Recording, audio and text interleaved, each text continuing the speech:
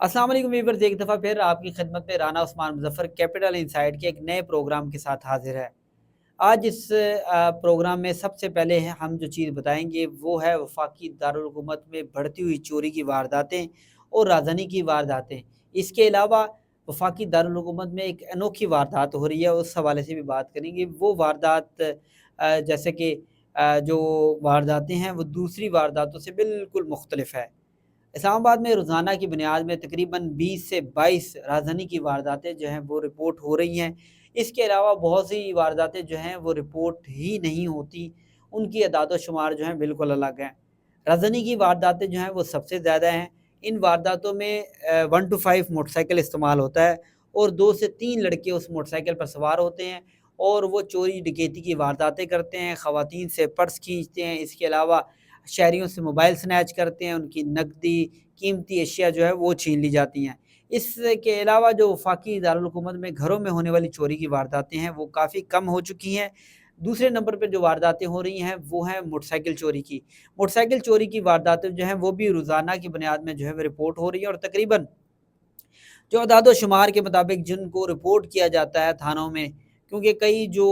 लोग होते हैं उनकी जानिब से जो है वो रिपोर्ट ही नहीं किया जाता, जिसकी वजह से वो रिकॉर्ड में नहीं आते। तकरीबन जो है 20 से 15 से 20 मोटरसाइकिल जो हैं वो रोज़ाना की बुनियाद में इस्लामाबाद में चोरी हो जाते हैं। ये चोरी होके कहाँ पे जाते हैं, इस चोरी के हवाले से तमाम तर तफ़सीलात किसी और प्रोग्राम में बताएँगे, लेकिन ये बात बिल्कुल ठीक है कि ये चोरी होके बलूचिस्तान तक जो मोटरसाइकिल है, अब एक गिरोह पकड़ा था इस्लामाबाद पुलिस की जानिब से। उस गिरोह ने बताया था कि यहाँ से वो मोटरसाइकिल चोरी करते हैं और इसके बाद यहाँ पे बसों में लोड करके वो मोटरसाइकिल जो है जाली कापियों के साथ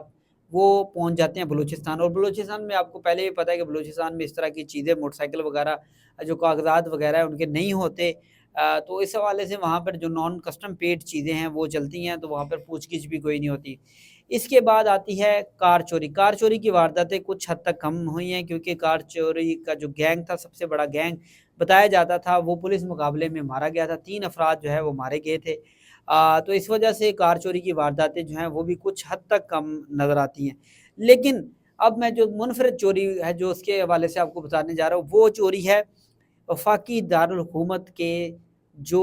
गलियों के, घरों के गटर हैं, उनके ढक्कन जो हैं वो अब चोरी होना शुरू हो गए हैं। ये वारदातें पहले कुछ हद तक कम थीं, लेकिन इन वारदातों में रोज़ाना की बुनियाद पर इज़ाफ़ा होना शुरू हो गया है।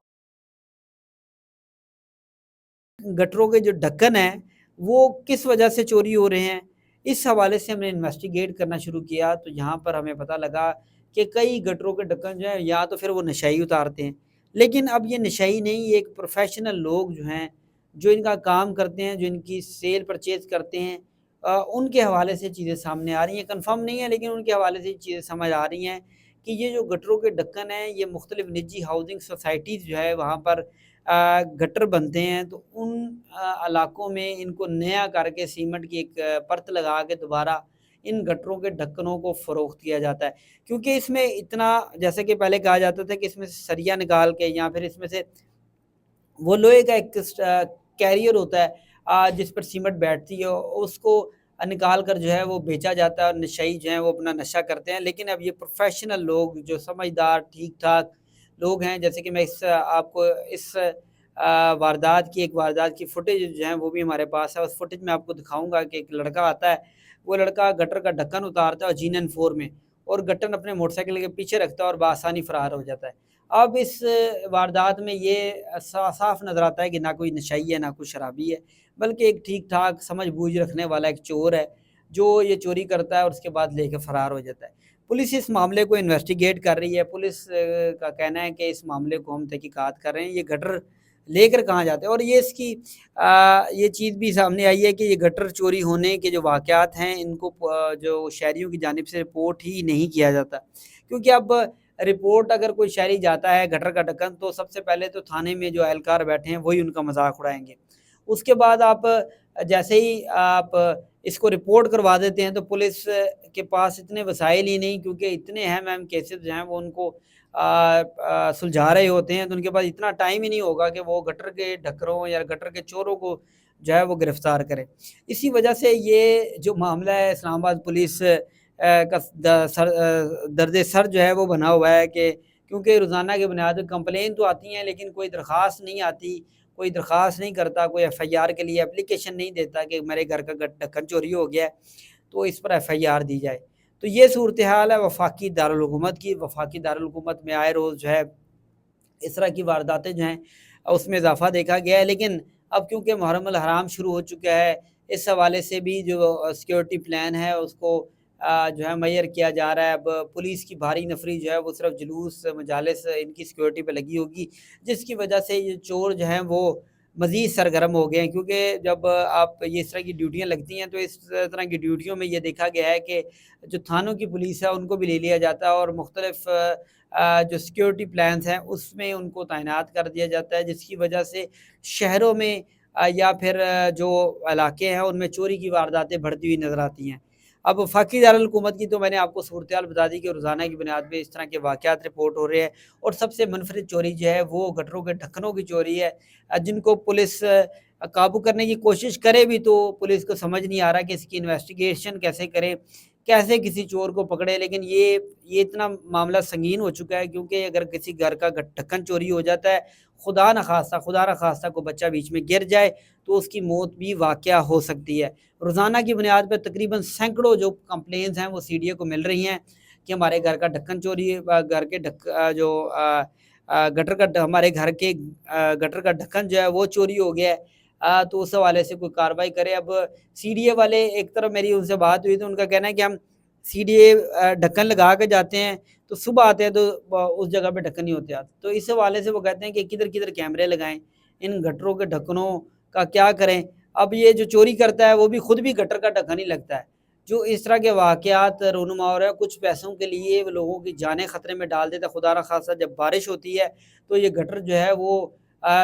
سمجھ نہیں آتے کہ نیچے گٹر ہے تو کوئی نہ کوئی حادثہ پیش آ سکتا ہے۔ اس حوالے سے اسلام آباد پولیس کو فوری جو ہے اقدامات کرنے چاہیے، اور ان چوروں کو یہ گینگ، اور یہ سب سے پہلے یہ دیکھنا چاہیے یہ بیچتے کدھر ہیں، اور جن لوگوں کو یہ بیچتے ہیں ان کو بھی گرفتار کرنا چاہیے۔ اور جیسے کہ دیکھیں ہمیشہ ہمارے پاکستان میں یہ دیکھا گیا ہے کہ اس جڑ پر نہیں جایا جاتا، صرف ملزم کو پکڑا جاتا لیکن اس کی جڑ تک نہیں جایا جاتا۔ ملزم کو پکڑ کے پولیس کہتی ہے کہ ہم نے جو اچیومنٹ تھی وہ حاصل کرنی تھی وہ کر لی ہے، لیکن آپ کو اس جڑ کی طرف دیکھیں، جیسے کہ اب کیمیکل ڈور کی وجہ سے بچوں کی بڑوں کی گردنیں کٹ رہی ہیں، لیکن ہم اس جڑ پر نہیں جاتے کہ کیمیکل ڈور جو ہے وہ آتی کدھر سے ہے، کیسے آتی ہے، اس جگہ سے اس کو بلاک کیا جائے، تاکہ کسی بھی چیز کا جب راستہ بند کرتے ہیں تو اس کے بعد ہی وہ چیز کا کلا کما ہوتا ہے۔ جب تک چیزیں ملتی رہیں گی، جیسا کہ گٹر کے ڈھکن خریدنے والے زندہ رہیں گے اور خریدتے رہیں گے، تب تک یہ گٹر چوری ہوتے رہیں گے۔ اسی طرح کیمیکل ڈور جو ہے وہ لانے والے پاکستان میں وہ رہیں گے تو یہاں پر کیمیکل ڈوریں بکتی رہیں گی۔ اسی طرح موبائل چور خریدنے والے رہیں گے تو اسی طرح لوگوں کے موبائل چوری ہوتے رہیں گے۔ تو سب سے پہلے پولیس کو چاہیے کہ اس جڑ تک جائے، جو لوگ خریدتے ہیں ان کو گرفتار، چاہے وہ موبائل ہیں، چاہے وہ کسی بھی قسم کی جو غیر قانونی جو چوری شدہ چیزیں ہیں وہ خریدتے ہیں، ان کو پکڑا جائے اور قرار واقعی سزا دی جائے، نہ کہ عدالتوں میں لمبے چکر لگا کے، کیونکہ چور جو ہوتے ہیں وہ اتنے بڑے وکیل کر لیتے ہیں کہ جج صاحب کو بھی ضمانت دینے پڑتی ہے، ان کے دلائل اتنے زبردست ہوتے ہیں۔ تو سب سے پہلے ان چوروں کے خلاف ایسے سخت سے سخت قانون بنانے چاہیے جس پر امپلیمنٹ ضروری ہے، عدالتوں سے ان کو ایسی سزا ہو کہ دوبارہ اس طرح کی کارروائی نہ کر سکیں۔ تو آج کے پروگرام کے لیے اتنا ہی، نیکسٹ پروگرام کے لیے انشاءاللہ دوبارہ حاضر ہوں گے نئی سٹوری کے ساتھ۔ رانا عثمان کو اجازت دیجیے گا، اللہ حافظ۔